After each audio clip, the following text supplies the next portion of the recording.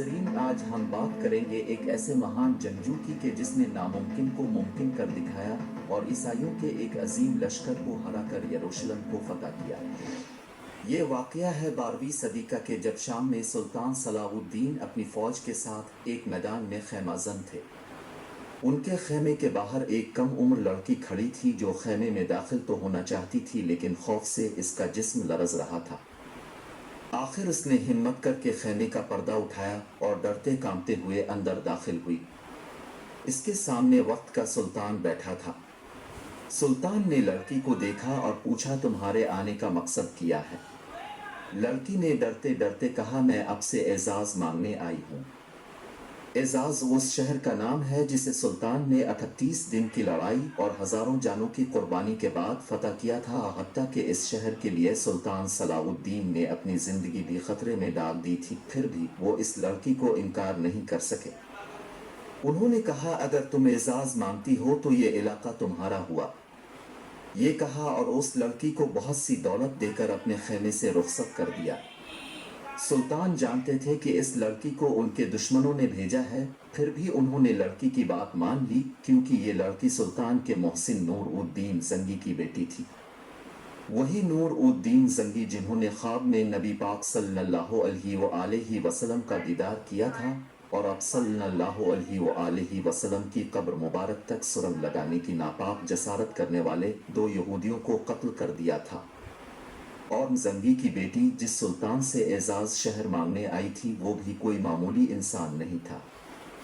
इसका नाम सलाहुद्दीन यूसुफ था, जिसे दुनिया सुल्तान सलाहुद्दीन अयूबी के नाम से जानती है।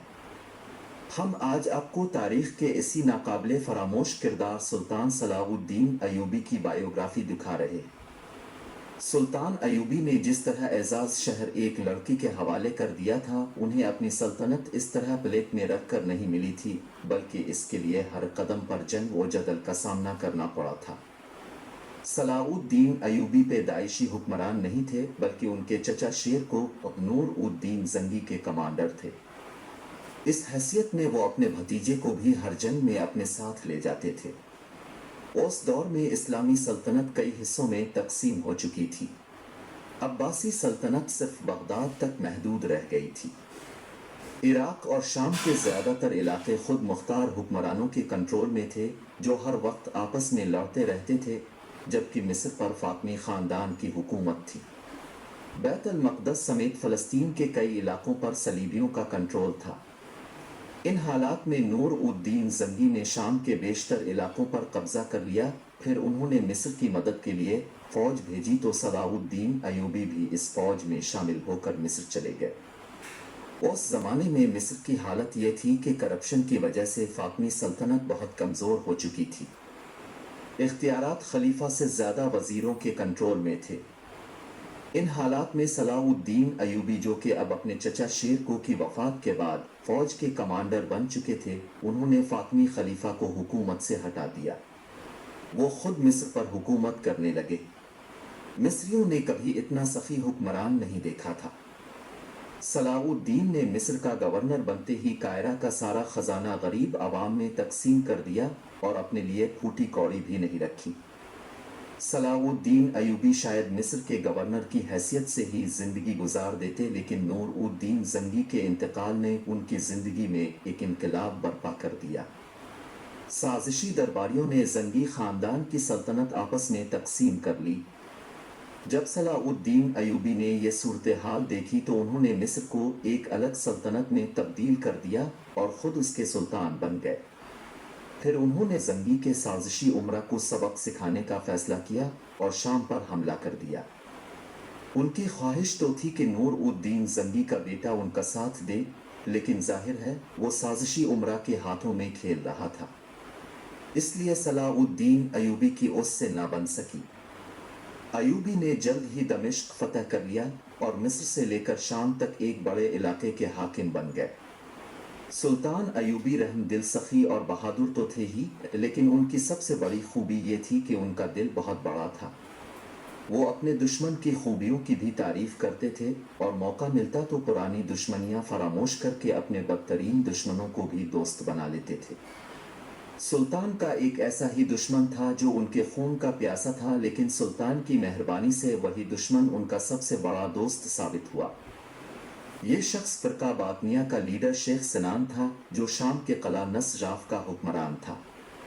ये फिरका आम इंसानों को ट्रेनिंग देकर जबरदस्त कातिल बना देता था। ये कातिल फिदाई कहलाते थे।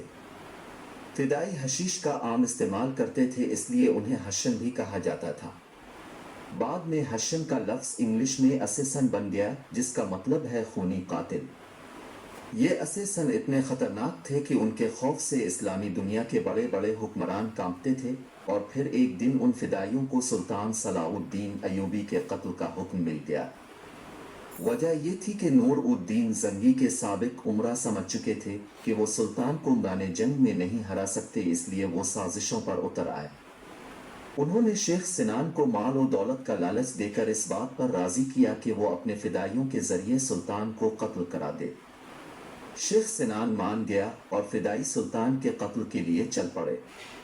फिर एक खूनी खेल शुरू हो गया।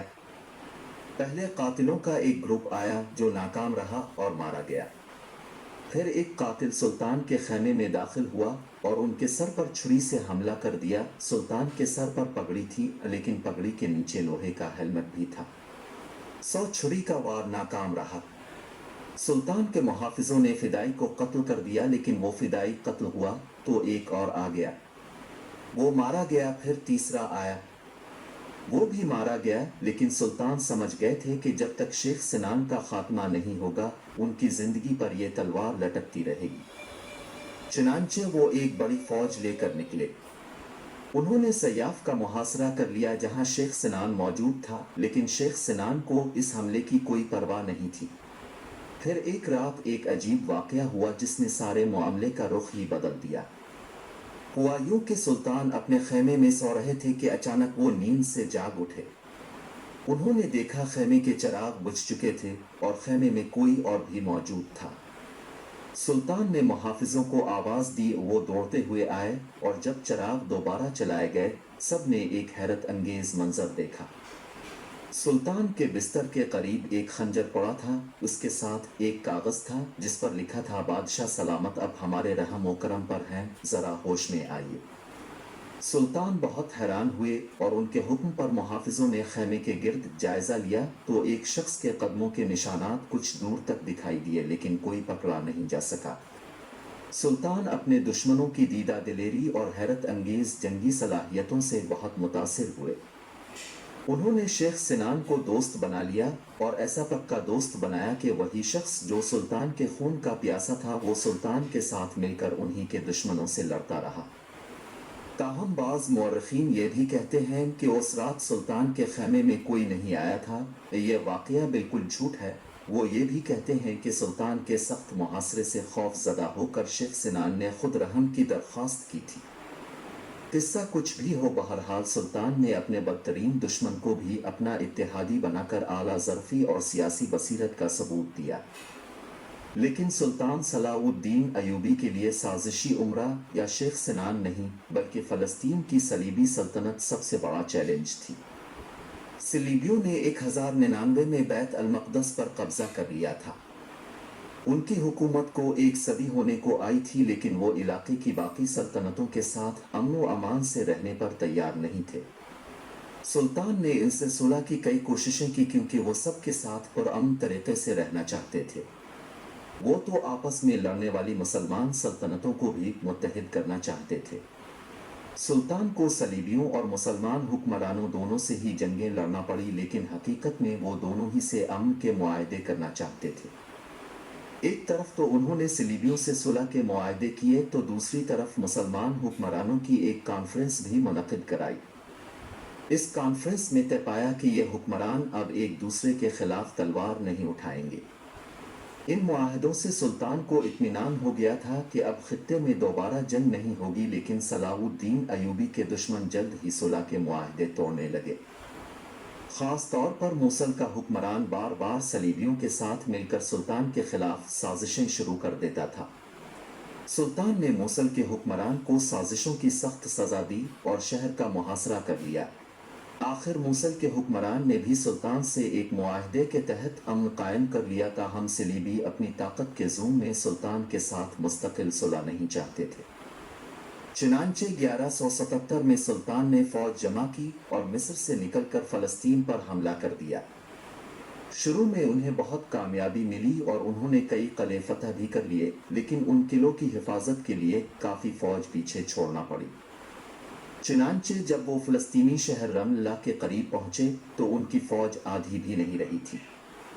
सलीबियों ने इस सूरत हाल का फ़ायदा उठाया और 25 नवंबर 1177 को सलाउद्दीन अयूबी पर अचानक हमला करके उन्हें पीछे हटने पर मजबूर कर दिया। ये पहला मौका था कि सुल्तान सलाउद्दीन अयूबी को माने जंग में नाकामी हुई थी, लेकिन असल सुल्तान वही होता है जो नाकामी से भी सबक सीखे। इस जंग के बारे में सुल्तान ने खुद दमिश्क में अपने भाई तौरान शाह को खत लिखा। सुल्तान ने लिखा, हम बड़ी मुश्किल से जान बचा कर आए हैं, खुदा को हमसे कोई बेहतर काम लेना था जो बचा लिया। सुल्तान को अपनी शिकस्त का हिसाब बराबर करने का मौका जल्द ही मिल गया। खुआइयों के रमला में कामयाबी हासिल करके सलीबी ये समझने लगे कि सुल्तान अब अपनी सल्तनत का दिफा नहीं कर सकते, इसलिए बैत अल मक़दस के सलीबी हुक्मरान बैड वन फॉर ने दमिश्क पर चढ़ाई कर दी। लेकिन वो गलती पर था, क्योंकि सुल्तान सलाउद्दीन अयूबी की ताकत में कोई कमी नहीं आई थी, उन्हें सिर्फ वक्ती तौर पर कम तादाद की वजह से पीछे हटना पड़ा था। लेकिन बैड वन फॉर के हमले के जवाब में अब वो अपनी पूरी फौज जमा कर चुके थे। 10 जून 1179 को जब दोनों फौजें आमने सामने आई तो सलाउद्दीन अयूबी ने अपने फौजियों के सामने एक ज़बरदस्त तकरीर की। उन्होंने कहा, मुसलमान जिल्लत की ज़िंदगी पर मौत को तरजीह देता है, आगे बढ़ो और दुश्मन को बता दो कि मुसलमान पाँव पर नहीं सीने पर ज़ख्म खाता है। चुनांचे जब जंग हुई तो सुल्तान के वफादारों ने बैड वन फॉर की फौज को ज़बरदस्त शिकस्त दी। शिकस्त खुर्दा बैड वन ने सुलह की दरख्वास्त की। सुल्तान चाहते तो दुश्मन की शिकस्त और कमजोरी का फायदा उठाकर फलस्तीन को उसी वक्त दुश्मन से छीन सकते थे। वो ये भी जानते थे कि दुश्मन सुलह के मुआहदे तोड़ भी सकता है, लेकिन फिर भी उन्होंने रहम से काम लिया और एक बार फिर अपने बदतरीन दुश्मनों से सुलह कर ली। लेकिन यह सुलह माजी के मुआहदों से मुख्तलिफ थी, क्योंकि ये सुलह आखिरी सुलह थी। सुलह के बाद चंद साल तो सुकून से गुजर गए। बैड वन फॉर 1185 तक जिंदा रहा और वो सुलह के मुआहदे पर भी अमल करता रहा, लेकिन कूड़ के मर्ज की वजह से इसकी मौत हो गई, जिसके बाद बैत अल मक़दस की सलीबी सल्तनत भी उमरा की साजिशों का शिकार होने लगी। इस दौरान बैत अल मक़दस में गाय ऑफ लिज़ाइनन की हुकूमत आ गई कि जो मुसलमानों का खुला दुश्मन था। उसने मुसलमानों के खिलाफ फिर कार्रवाइयाँ शुरू कर दी। एक सलीबी सरदार रेनॉल्ड ने मुसलमानों को तंग करना शुरू कर दिया। ये सरदार इस हद तक चला गया कि इसने मदीना मुनव्वरा में नबी अकरम सल्लल्लाहु अलैहि वसल्लम के रोज़ा मुबारक को तबाह करने का इरादा कर लिया। उसने सिर्फ इरादा ही नहीं किया, बल्कि इसने अपने बहरी जहाज़ों के ज़रिए अरब साहली इलाकों पर हमले भी करवाए, लेकिन सुल्तान के बहरी जंगी जहाज़ों ने रेनॉल्ड के बहरी बेड़े को तबाह करके ये नापाक मंसूबा नाकाम बना दिया। लेकिन रेनॉल्ड अपनी हरकतों से बाज नहीं आया। उसने मिस्र और शाम के दरमियान सफ़र करने वाले मुसलमानों के काफिलों को लूटना शुरू कर दिया। सिर्फ तिजारती काफिलों को ही नहीं, बल्कि हाजियों के एक ऐसे काफिले पर भी हमला कर दिया जिसमें सुल्तान की बहन भी शामिल थी। काफिले को तो लूट लिया गया, लेकिन सुल्तान की बहन किसी न किसी तरह दुश्मन से बचकर सुल्तान के खैमे में पहुंची और काफिले पर बीतने वाले जुल्म का हाल बयान किया। काफिले पर जुल्म का हाल सुनकर और अपनी बहन की बेइज्जती पर गैरतमंद भाई का खून खौल उठा। सुल्तान ने कसम खाई कि वो रेनॉल्ड को अपने हाथों से कत्ल करेंगे।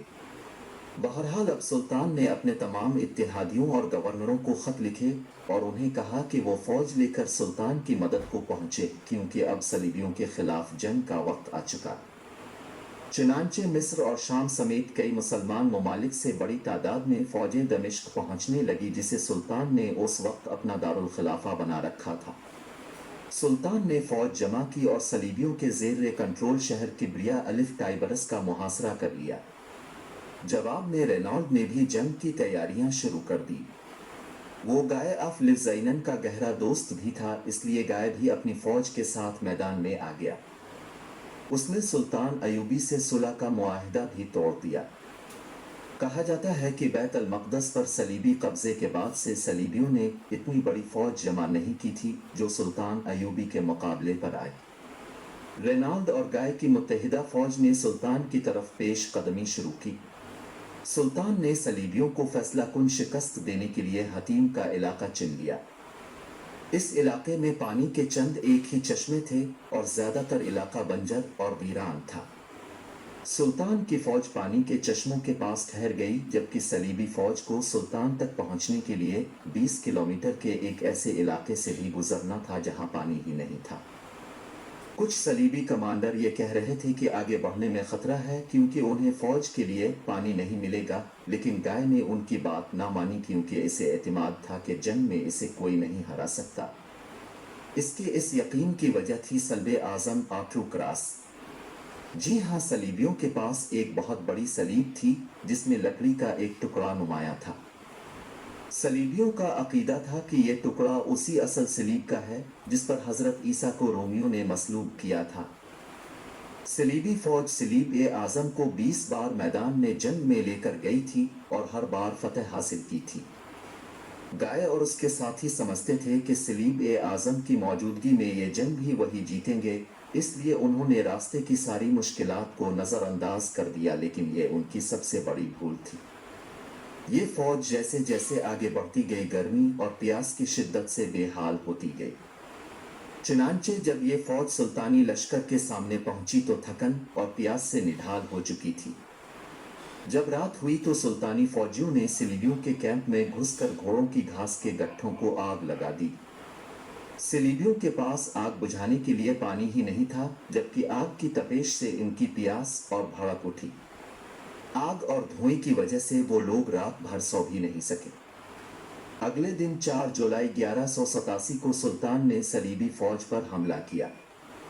मुसलमानों ने जहरीले तीरों की बारिश करके सैकड़ों सलीबी हलाक कर दिए। फिर फौजी दस्ते आगे बढ़े और दुश्मनों पर टूट पड़े। सलीबी फौज के ज्यादातर सिपाही बगैर लड़ाई के ही मैदान में जंग से फरार हो गए। जो बाकी रहे इनमें मुकाबले की ताकत ही नहीं थी, इसलिए वो आसानी से पकड़े गए। सलीब ए आजम भी मुसलमानों के कब्जे में चली गई। रेनाल्ड और गाय दोनों जंगी कैदी बने। सलीबी लश्कर के सिपाही प्यास से हाँप रहे थे। सुल्तान ने उन्हें पानी पिलाने का हुक्म दिया।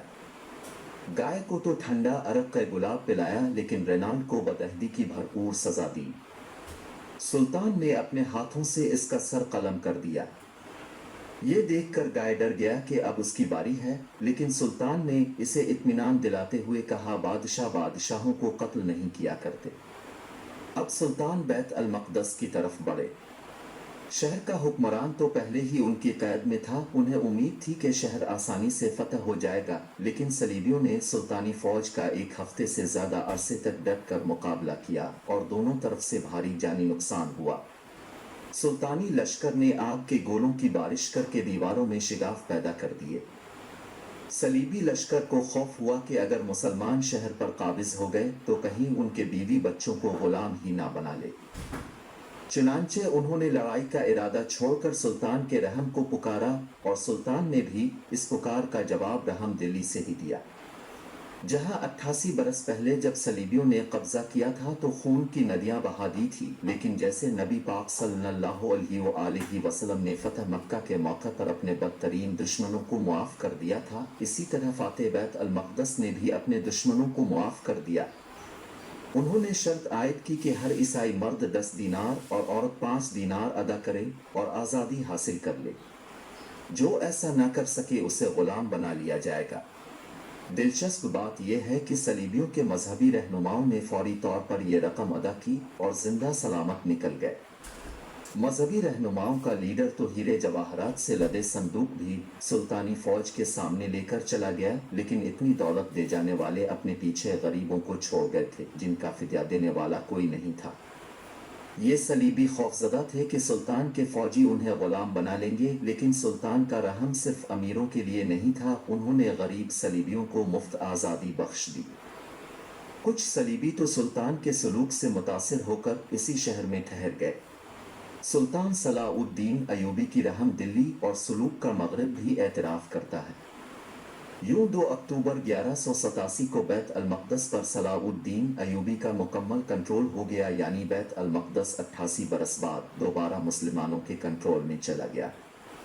सुल्तान ने गाय अफलिब्स आइनन को भी आज़ाद कर दिया, लेकिन इस शख्स ने आज़ादी का नाजायज़ फ़ायदा उठाया और बैत अल-मक़दस से निकलने वाले सलीबियों को साथ मिलाकर साहिली शहर का मुहसरा कर लिया। उधर बैत अल-मक़दस सलीबियों के हाथ से निकलने पर सारे यूरोप में कोहराम बर्पा हो गया और जंग की तैयारियां होने लगी। बरतानिया में तो सलाउद्दीन टैक्स लगाया गया ताकि पैसे जमा करके सुल्तान के मुकाबले के लिए फौज जमा की जा सके।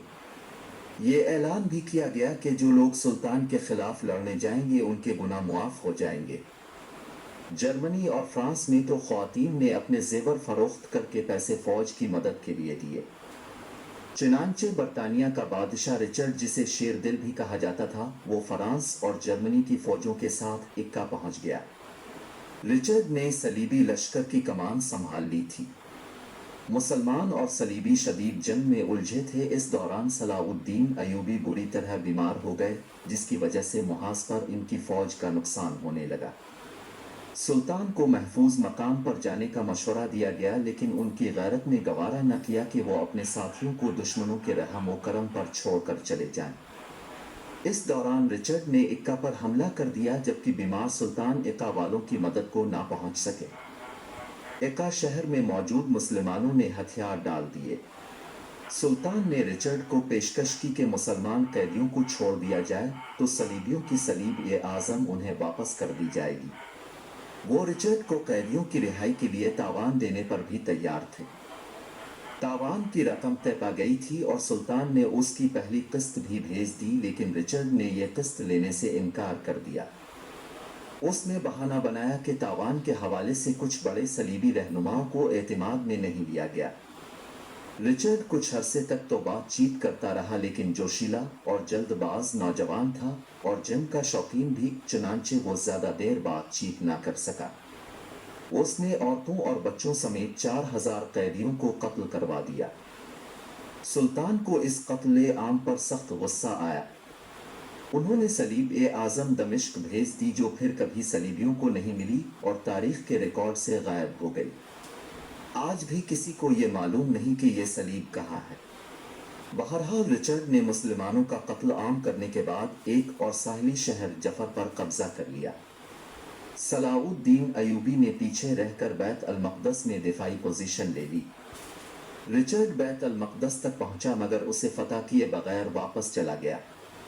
सुल्तान ने जफर की तरफ पेश कदमी की और इस मौके पर दोनों फौजों में फिर शदीद लड़ाई हुई, लेकिन कोई फैसला ना हो सका।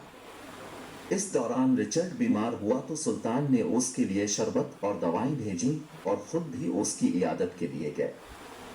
रिचर्ड को अब अपने वतन की याद सता रही थी। इससे ये खबरें भी मिल रही थीं कि इंग्लैंड में उसके भाई जून ने इसकी हुकूमत के खिलाफ बगावत कर दी है। चुनांचे उसने सलाउद्दीन अयूबी से सुलह कर ली। सुलह के तहत जफर और इक्का समेत कुछ साहिली शहर सलीबियों के कब्जे में रहे। उन्हें बैत अल-मक़दस में अपने मकामात मुक़द्दसा की ज़ियारत की इजाज़त भी दे दी गई।